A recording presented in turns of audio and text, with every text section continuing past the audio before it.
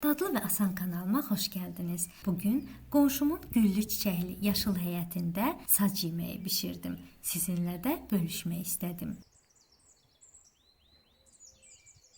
Yeməyin hazırlanmasında görmüş olduğunuz ərzaqlardan istifadə etdim. Ərzaqların adlarını və miqdarını videonun açıqlama bölməsində qeyd etmişəm. Yeməyin hazırlanmasında 450 qram quzu quyruğundan 1 kiloqram sümüksüz quzu ətindən istifadə etdim və gördüyünüz kimi hər ikisini kub şəklində doğradım.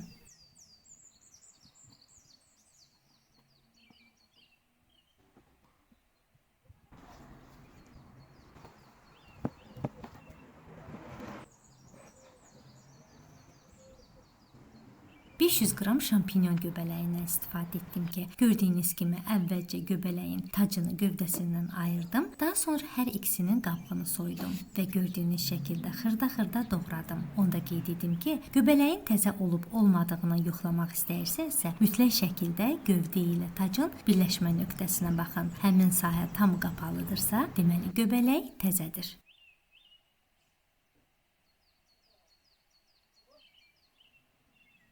Qeyd edim ki, quzu quyruğunu, quzu ətini və göbələyi doğradıqdan sonra təmiz-təmiz yuyub süzgəncə əlavə etdim. Həmin hissəni çəkərək sizə göstərib vaxtınızı almaq istəmədim.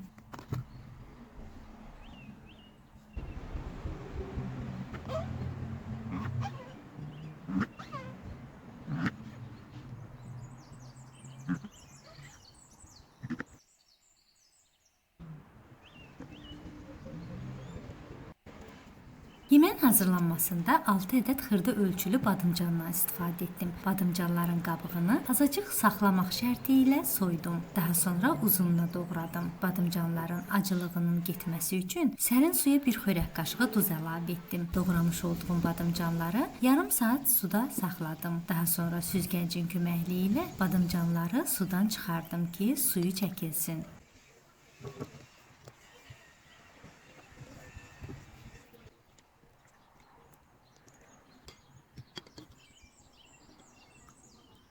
Dörd ədəd orta ölçülü soğanı yarım halqa şəklində doğradım.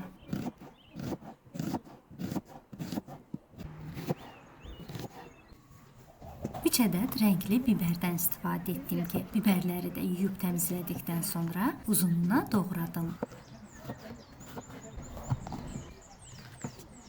1 ədəd acı istodu da yuyub təmizlədikdən sonra gördüyünüz şəkildə doğradım. 2 baş təzə sarımsağın qabığını soyduqdan sonra yuyub xırda-xırda doğradım.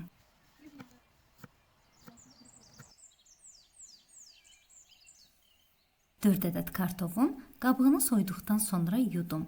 Kətə kəsənin köməkliyi ilə kub şəklində doğradım.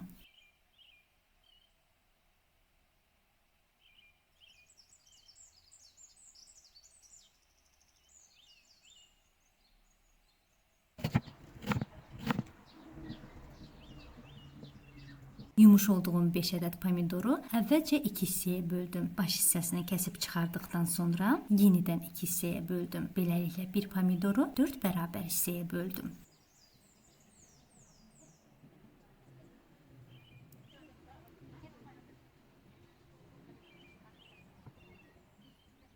Bütün ərzaqlar tam şəkildə hazır olduqdan sonra ocağı qaladım. Köz düşdükdə sacı ocağın üzərinə yerləşdirdim. Sac tam şəkildə qızdıqda əvvəlcə quzu quyruğunu saca əlavə etdim.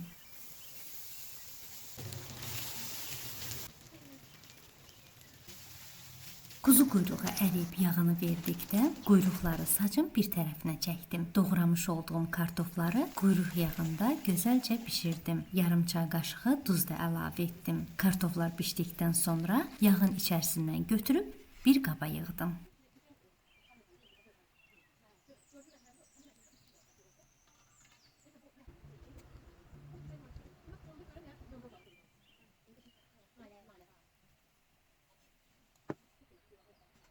Daha sonra badımcanların hər iki tərəfini də qızardıb götürdüm.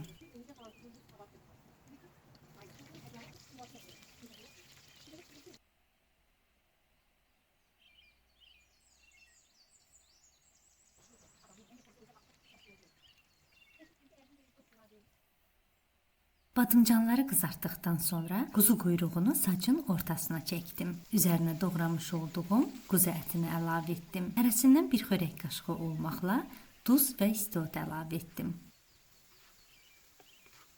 Ətin suyu çəkilib yumşalana kimi bu şəkildə qovurdum. Ətin suyu çəkildikdə əvvəlcə soğanı əlavə etdim. Soğanla əti qarışdırdıqdan sonra sarımsağı əlavə etdim. Sarımsaq və soğan ətlə qarışıb gözəl şəkildə yumşaldıqdan sonra doğrayıb yumuş olduğum göbələkləri əlavə etdim.